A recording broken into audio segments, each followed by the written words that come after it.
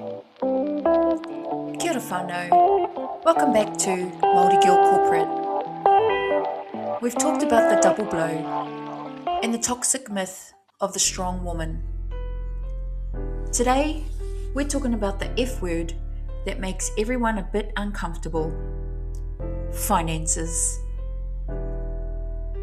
But we're not talking about interest rates or KiwiSaver today. We're talking about pūtea as a rongoa. Money as medicine. Paying for peace. For many of us, wahine, especially if you grew up like I did, feeling like an extra mouth to feed or feeling like a hindrance, your relationship with money isn't about luxury.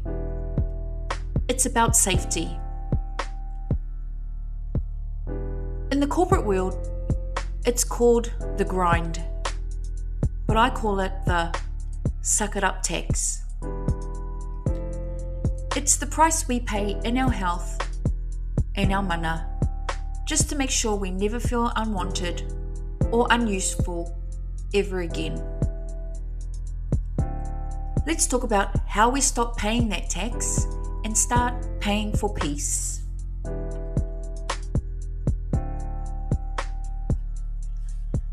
I remember the specific smell of cash converters. It's a mix of stale dust and desperation. When I was younger, my financial advisor was the guy behind that counter. I knew exactly how much a car stereo or a boombox speaker was worth when the power bill was due. That survival hustle stays in our bones, whānau. I talk about the hustle at cash converters, but let's talk about the mixed messages I grew up with regarding money. In my world, there was a constant tug-of-war between two very different financial habits. On one side, there was the logic of property, the understanding that bricks and mortar meant stability. But on the other side, there was the thrill of a quick win. See, I grew up in an environment where money wasn't for building, especially if the government was paying for the roof over your head. It was for the thrill. It was for the casino, the bingo halls, or those 48 to 72 hour poker marathons that felt like they'd never end.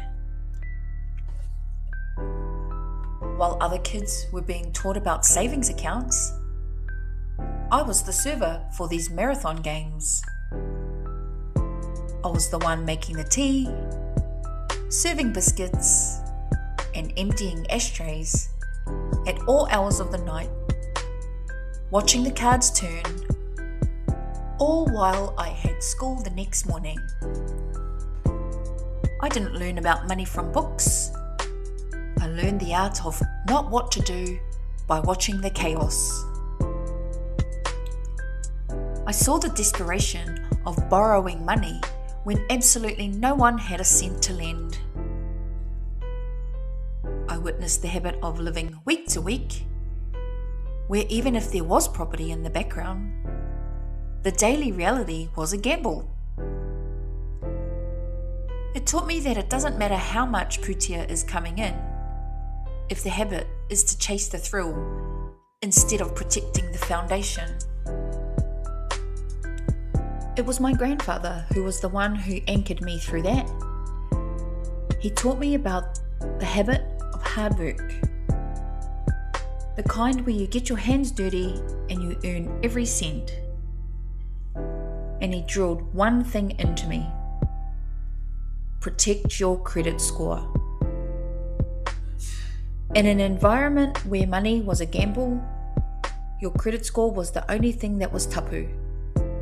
It was the one asset the big win couldn't touch. So when I got into that corporate office in Brisbane, I wasn't just working for a paycheck. I was working to outrun the habit of the gamble. I was building my own property and my own security because I was terrified that if I slipped up, I'd be right back in that kitchen at 3 a.m. making cups of tea for a room full of people chasing a win that never stayed. I had the finances, but I was still working with a poverty mindset. The fear that it could all vanish in one bad hand. I was sucking it up in toxic jobs because I was still that kid trying to make sure I wasn't a hindrance to anyone's bank account. Through my own journey with cancer, I was gambling. I was gambling with my health, and I had to stop.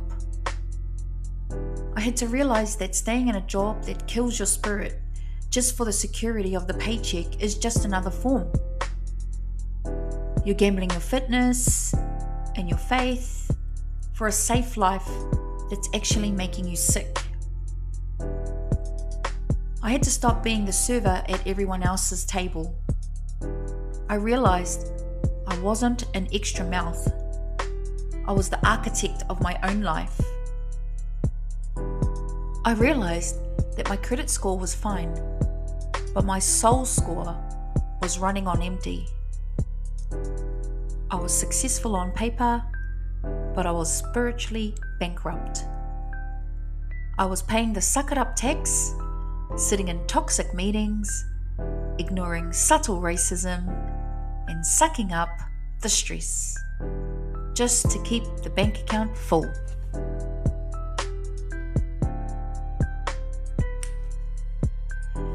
So, if you're tired of the week-to-week habit, or if you're making good money but you're still living in fear of losing it all, it's time to collaborate.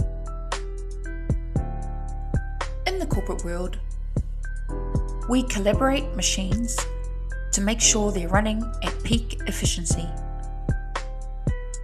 But in the Chicksters world, calibration is about bringing your Māori, your life force, back into alignment. When you've spent years sucking it up to pay the bills, your internal compass gets wonky. You start thinking that exhaustion is a sign of success. You start thinking that busy means valuable. Calibration is the process of stopping the noise and asking, is the life I'm paying for actually the life I want to live? It's about looking at the 5 F's, not as separate silos, but as a woven whāriki mat. If one strand is frayed, the whole thing starts to unravel.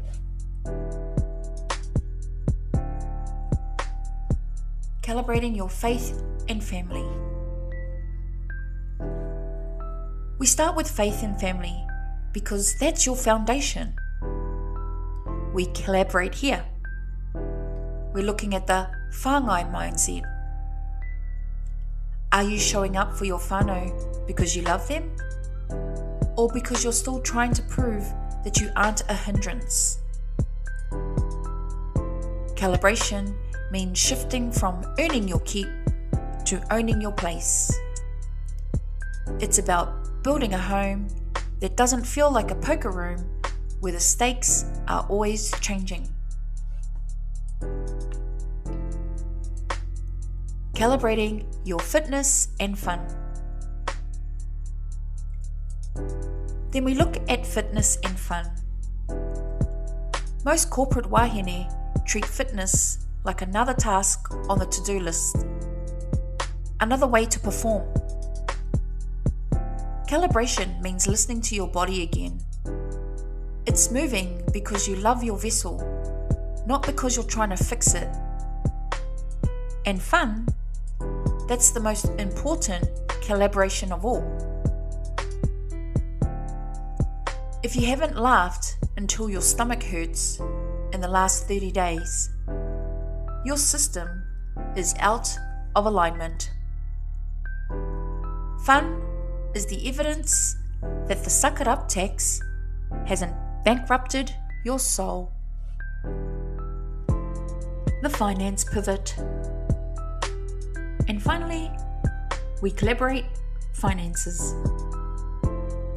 This is where we take the lessons from the poker server days and the cashy days and we turn them into a strategy. We stop hoarding out of fear and start investing out of freedom. We make sure our putia is serving our peace, not just our image. The 30-day journey. Here's your invitation. This isn't something you do in a single afternoon. It took years to build that strong woman mask, and it takes time to safely take it off. That's why the 30-day calibration and the Chicksters Club app is so vital. It's a daily check-in for our gold and PAYG subscribers. It's 30 days of micro adjustments. Look at your boundaries. Audit your energy. Look at where you're still sucking it up for people who wouldn't even come to your tangihanga. And by the end of the 30 days, you aren't just functioning, you're calibrated. You're standing in your mana. Your credit score is protected. But more importantly, your soul score is 100%. If you're ready to stop the gamble and start the investment, join us on the app. Let's do the work together. No more extra mouths, just extraordinary lives.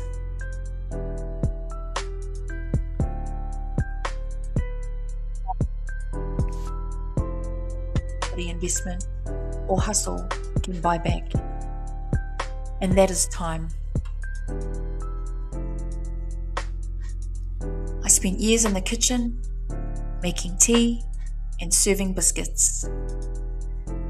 I spent years in Brisbane boardrooms sucking it up, and then in an oncology ward I realised that time isn't just money. Time is your modi. When you're sitting in a toxic meeting or you're staying in a role that diminishes your mana, you aren't just working, you are trading pieces of your life that you will never ever get back. This is why self-reflection isn't just some nice to have wellness habit. It's a survival skill. Because if you don't take the time to stop and look in the mirror, not to fix your makeup or check your blouse, but to look at your wairua, are you flying blind? Are you still running on the programming of that 11-year-old kid? Or are you still trying to satisfy the quick win logic of a gambler? I see so many wahine waiting. I'll focus on my fitness when the project is done. I'll spend time with my whānau when I get that next promotion. I'll find my fun when the mortgage is lower. Whānau, I've been in that room when the doctor says the word cancer. And I can tell you right now, the project, the promotion, and the mortgage don't say anything back to you in that moment. Therefore, stop wasting your mana. We have to stop wasting time on things that don't feed our 5 F's. Self-reflection is the art of being honest about your soul score. It's asking, if I died tomorrow, would I be proud of how I spent today? If the answer is no, because you spent 10 hours sucking up corporate gaslighting, then you are overpaying the tax. You are bankrupting your future joy to pay for the present that doesn't even want you. The 30-day calibration isn't just about getting organized, it's about reclaiming your hours. It's about learning to say no to the things that waste your spirit so you can say yes to the things that build your legacy. In Te Ao Māori, we are a link in a chain. We represent our ancestors, and we are the foundation for those who come after us.